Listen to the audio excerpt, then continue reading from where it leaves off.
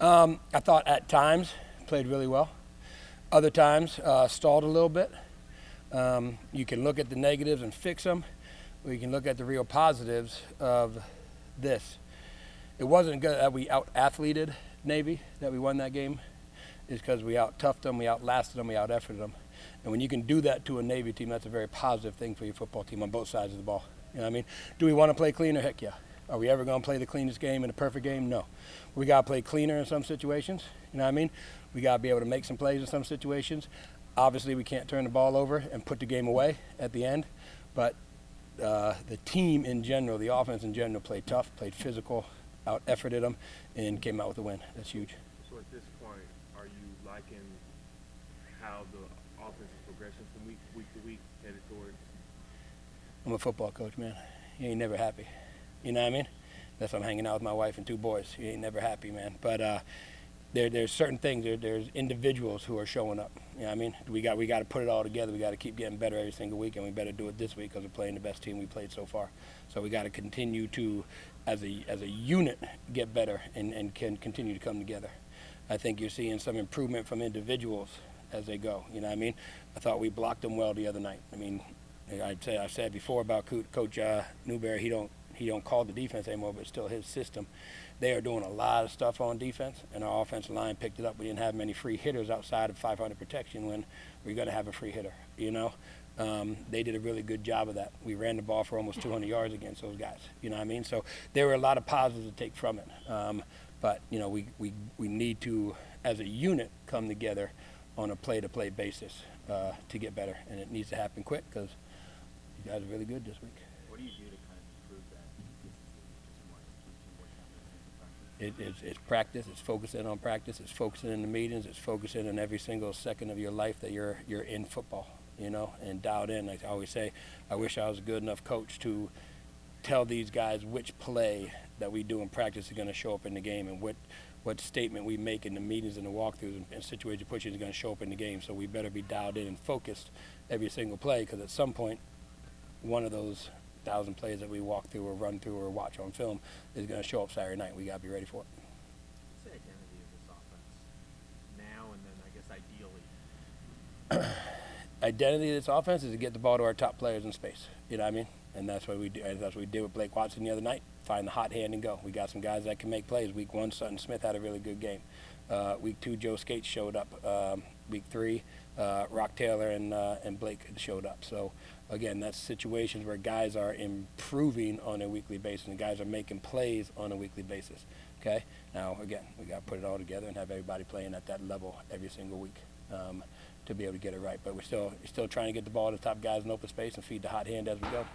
I know Tosky is a guy who obviously missed spring camp, but as he's progressed and obviously is healthy now, how do you like the way that he's been able to implement himself in the offense? Tosky's done a really good job for us, man. He gives us a weapon.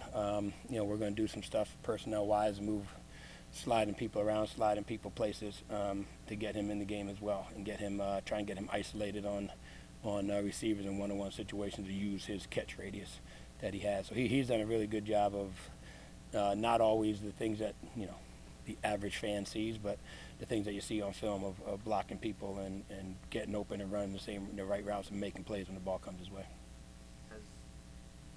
You mentioned multiple guys here getting the motive, but it seems like Blake in the past 2 games has gotten the bulk of the carries and obviously had a big game on Thursday.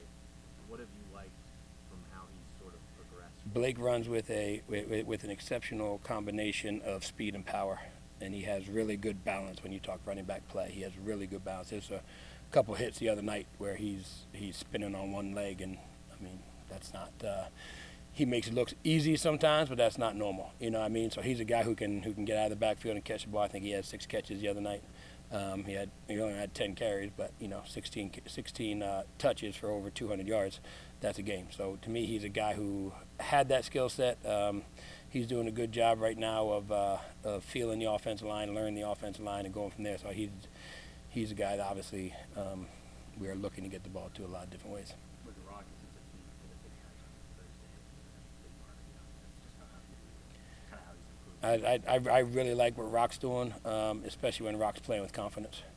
When Rock's playing with confidence, as he did the other night, you know, he made plays. He had a big play in the end zone for the catch at the end of half there, which was a big drive for us to tie it up going in halftime. Had the big catch coming out from the first drive of the second half. That's important stuff to be able to do to get teams out of playing single coverage on our outside receivers.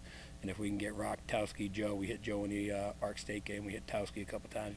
If we can get them continuing to do that, then Sunday nights you're having the defense you're playing against start to question, can we play single coverage outside? If you can get them playing a too high look, then you got a lot more things open. What challenges does Missouri present you? Across the board. They're a good defense. Their front six, front seven are really, really good players. Big, fast, athletic, nasty, all that good stuff you talk about, man. This is a good football team that we're playing, so we got to find a lot of ways to slow them down, a lot of ways to maybe try and get their eyes going in the wrong direction, stuff like that. But they are a very, very good defense that is playing high right now and playing at a high level and playing with a lot of passion. 3 games into the season, are you seeing that ownership of the team that you wanted to see out of Sept that you talked about heading into the year? I am. I thought Seth played as tough of a game I've seen him play. He took 3 or 4 shots the other night, and I think he's still feeling a little bit today. Some of those hits he took the other night. But I think he's doing a really good job of leading by example, and then whether your cameras see it or not, he's getting after people on the sidelines. He's coaching people up on the sidelines, when last year when I was with him, it was more of him going over, sitting by himself and thinking what he needs to do, as opposed to, all right, I'm quickly going to do what I need to do in my mind. Now I can go grab other people and get them going. So he's doing a good job of it, doing a good job of running the ball when he needs to run the ball, completing over 70% of his passes right now. So I like where he's at. Are we perfect? By no stretch of imagination, you know what I mean? But I like where he's at as far as leading the team and doing what he has to do to win football games. How significant is the sideline stuff you just talked about when you're in a close game like Navy where it's neck and neck? It's amazing. It's really one of the most important things, when you can get over there. And so when you all saw the game, we went out, we drove down, 15 played, touchdown drive. Everybody felt great. Then we went 3 or 4 drives stalled, you know what I mean? Some teams sit in the sidelines after that 3rd or 4th drive, and this guy pointing fingers, doing that. None of that stuff's going on right now. We're all getting together. We're talking about what went wrong, how it went wrong, and what we need to do to fix it. You know what I mean? And then we came out and we went touchdown drive for the 2-minute touchdown drive coming out. You know what I mean? Moved the ball a little bit and stuff like that. So to me, that's the most important thing, is when we can figure the thing out together, as opposed to trying to point fingers and this guy's wrong, that guy's wrong. Take blame of yourself. What can I do to make it better? And that's what's going on the sidelines right now, and that's huge, camaraderie side of it. What was it when you had that against Arkansas State, straight 3 counts and then what was it that changed? Yeah, that's what we're working on, man. That's what we're working on. You know what I mean? Again, I'm going to say it's a combination. I got to make the right call, and they got to execute the play. That's the plan of the offense. That's any offense in the country. That's it. We call the play down. It better be the right play. We better be putting them in the right situation, okay? And then they need to execute the play, all 11 guys, And in offensive football, it's just one little thing that needs to go wrong. So that's what we spend our whole days doing. That's what we spend our whole days watching film. That's what we spend our whole days meeting on, is that type of stuff. And the fact that we are playing together right now and playing with a good mentality, a mental toughness, that to me is going to help us out down the road, to be able to pull out games like we were in. You know what I mean? I would love to sit here and say every game is going to be perfect, and I can promise you one thing: not one of the games is going to be perfect. You know what I mean? So we better be able to fight through adversity and come out on the other side. When you're going against an SEC team, ultimately, I think this is the first game you guys are underdogs and have played this year. Do you sense something different about the guys going into a game like this, an opportunity like this, when I would like. Higher than you? I would like to say no, that we're focused and dialed in and that excited for every single game we play. But I do think there's a little bit, and that's why when we play the FCS games or something like that, to me, those are some nerve-wracking games for coaches, because we better be dialed in, because that, for them, that's their Super Bowl. You know what I mean?